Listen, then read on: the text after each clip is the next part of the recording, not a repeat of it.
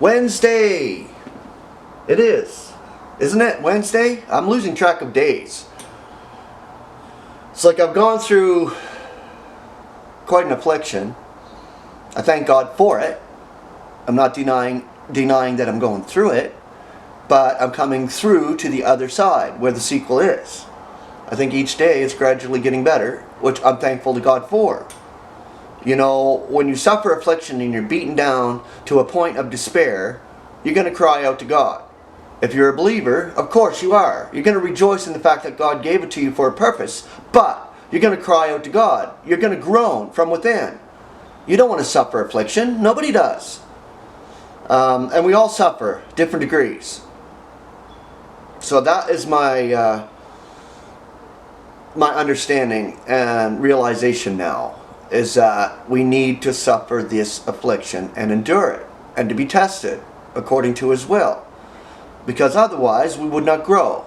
We would not become mature in Christ. So the understanding has to come that way. And the realization has to come through these trials. So we need to accept them as from God. Because we're not in control of that. If we were, we wouldn't go through the affliction in the first place. So think about it that way. Alright. I'm going to read a small article here, and I think it might take 2 days, because it's a little bit of one, but maybe I can do it in 12 minutes. Who knows?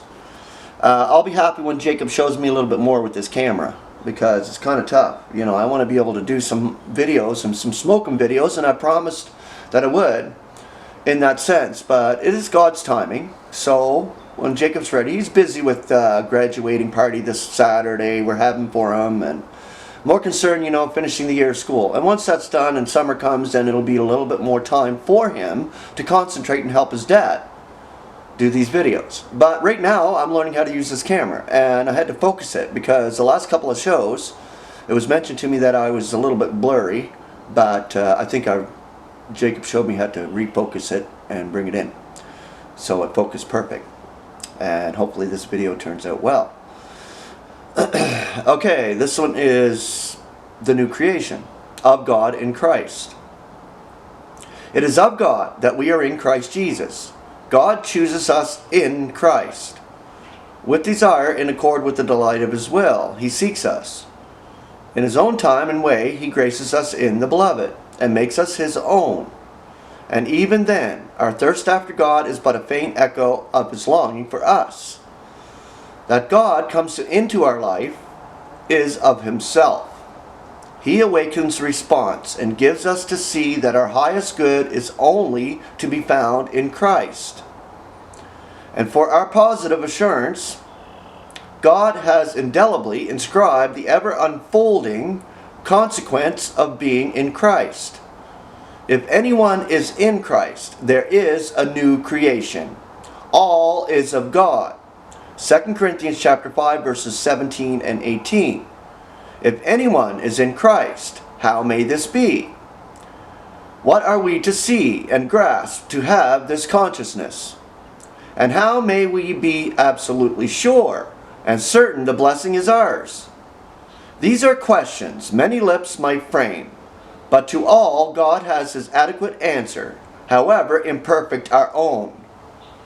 It may be because it is God's purpose that some should experience it, and to this end there are two great causes, the impulsive and the instrumental. These we find in the love of God and the word of truth. God sets His love upon us and reveals it, even as He recommends that love in the word of truth. And such love surmounts everything. It reaches and will ever reach God's great objective, to be everything to everyone.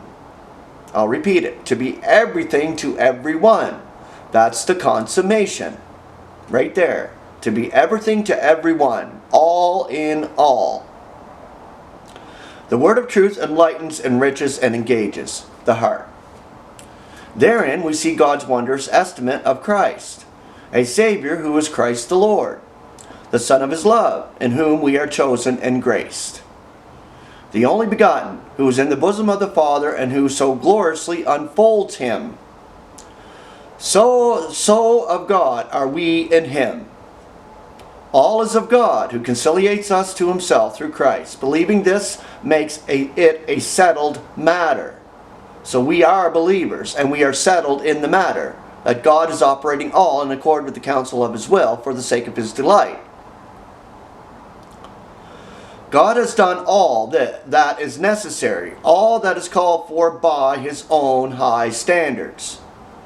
All he designed he has done, that the transforming emergence might be ours.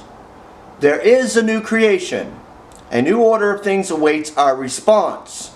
A realm in which all things are of God. It is as if we heard the words, "Lo, I am making all new." And while it is true, the old things surround us still, yet now we see them as God sees them. We have to do many things, as do others in the world, who are of the world. Right. But they lose themselves in the everyday of life. Material things capture and hold their entire thought. Their vision is blurred, so that the illumination of the evangel of the glory of Christ does not irradiate them. 2 Corinthians 4:4. How great our blessing then, when God comes into our life, when we see things as of him, noting his appointments and even his withholdings as being of the only wise God, who so truly sees ahead. How this cuts out the scheming and planning, and while it shapes and strengthens reliance on his will, God being now quite consciously in our life, our capacity to receive and accept his will should be enlarged, rightly exercised by all that comes to us. It will be so. Are we set in families, or do we walk in a solitary way? Is fellowship of kindred minds a rare occurrence? Are we poor or prosperous? In all these states, if we are in Christ, the glad consequence should be a new creation. There is a new creation, but do we make it really so? And this, not only for ourselves, but does it also become apparent to others? Can others see that there is a new creation in Christ in us? And do we illuminate the fact that God has changed us and made us new? Well, those outside seeing us and seeing the changes God makes in us, they should be illuminated to the powerful work of God in us and in our lives. All is of God, having Christ's Spirit. Life can be very cramped in big cities.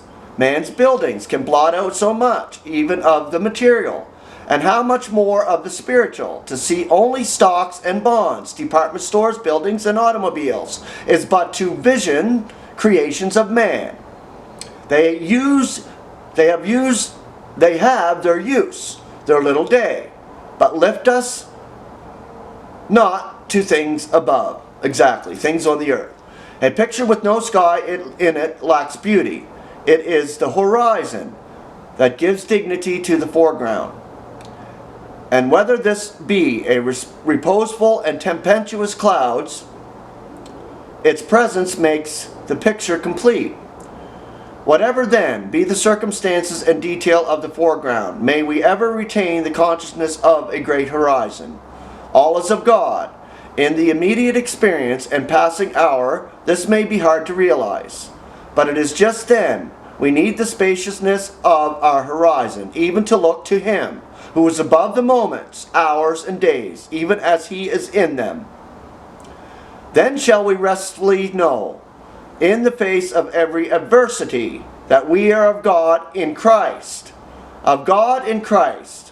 What implications are in these words? God-likeness and Christ-likeness in our lives. Christ is of God, and he did not say, "Learn of me." Think how his disciples of old learned of him, how much they must have seen and heard. He sent the deathless passion of his eyes